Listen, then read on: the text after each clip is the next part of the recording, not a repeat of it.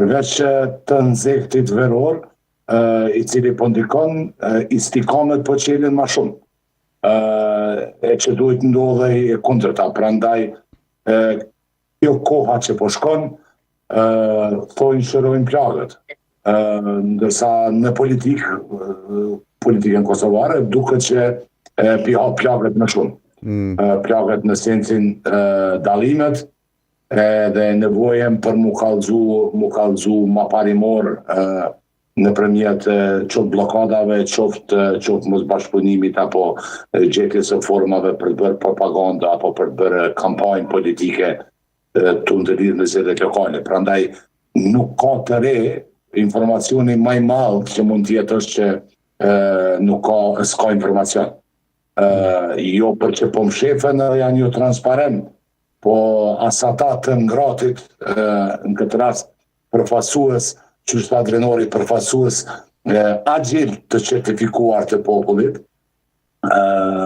nuk kanë as ata informacione. Nuk ka lëvizje tutje të krerëve politik.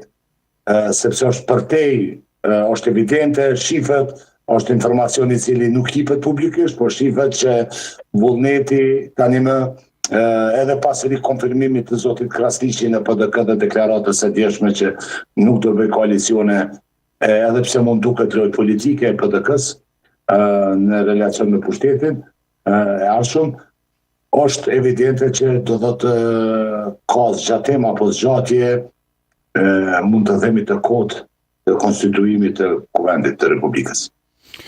Mirë, drenori, cila është, a ka mekanizëm që i bën partit televizin, a janë sondazhet që po publikohen, alarmi që mund t'i bëj partit, në këtë rast lëvizjen vetëvendosje të ndrojë qëndrim? Bene, unë kam thonë edhe herën e kalume me gjasën heshtje, secili subjekt është pajtu që duhet me shku në zgjedhje prapë.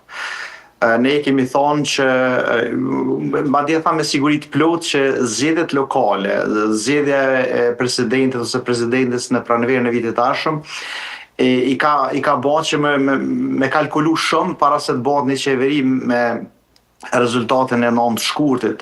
Unë nuk po besoj që ka me pas diçka tre, veç ose ka ndonjë forcë shtytse nga jashtë, në këtë rast nëse shpejt emërohet ndonjë ambasador i Shtetit Bashkuar të Amerikës dhe vjen vullnet mirë dhe ndoshta shtyn diçka. Në këtë rast LDK-n që t'i bashkohet VV-s në koalicion.